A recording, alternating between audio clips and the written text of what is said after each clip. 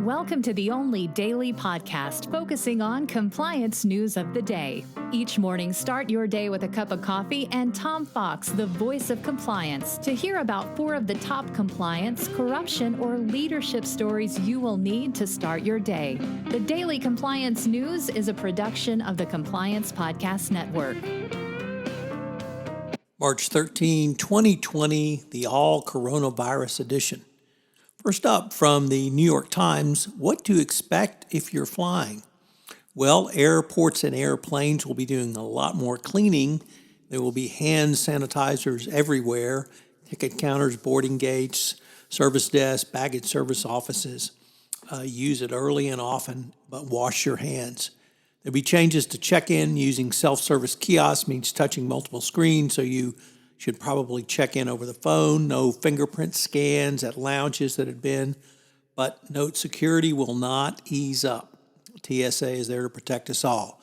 Flight attendants may well be in gloves, and no more warm towels in business class for those of you who are posh travelers. Next up, from the Financial Times, Italy goes into basic quarantine and lockdown, closing all of the country except for grocery stores, pharmacies, and one other essential service. So I hope you're not stuck in Italy, but they've really taken some significant steps, certainly more than any other country in the Western world has, although the Chinese have, of course, locked things down very tightly there. Next up, the NCAA finally woke up and has banned spectators from March Madness first-round games over worries about the coronavirus. So NBA may move forward. The San Francisco, or I guess Golden State Warriors, sorry for that verbal faux pas, may well play host to empty arenas, but March Madness was clear that the NCAA will not be allowing fans into games. So it's going to be a very different March Madness this year, but of course it will be on television. And then finally, an article from LinkedIn by my good friend and colleague, Sean Friedland. Sean penned a very interesting article entitled 4 Tips to Successfully Working from Home. As Sean opens his piece, for the past 4 years, he's had the opportunity to work from home full time. Remote work was a novelty at first, but he got the kinks out, and he's done most of his career over this time from a desk in a Manhattan bedroom and living room. So Sean's been through it, and he gives some really interesting pointers. The first is get outside.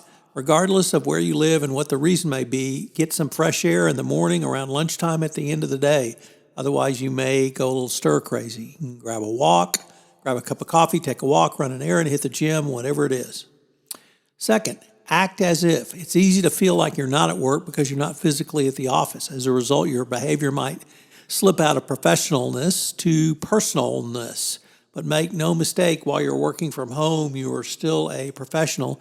And so Sean advises to act that way. Develop a flexible schedule. This will keep you productive and make a seamless transition from your typical commute and office lives. Outline a routine and schedule on how you want to spend your time. And then, as best as you can, try to keep up with that schedule. And finally, number 4, find your comfort zone. Working remotely tends to eliminate some of the worst parts of your day. If you hate dressing up every day and taking a commute in or driving to the office, don't feel obligated to dress up every day. You can wear shorts and T-shirt, remembering, of course, the professionalism, and act as if. But wash your hands, and be safe. All from Sean Friedland. The Daily Compliance News is a production of the Compliance Podcast Network and a proud member of C-Suite Radio. Thanks so much for listening.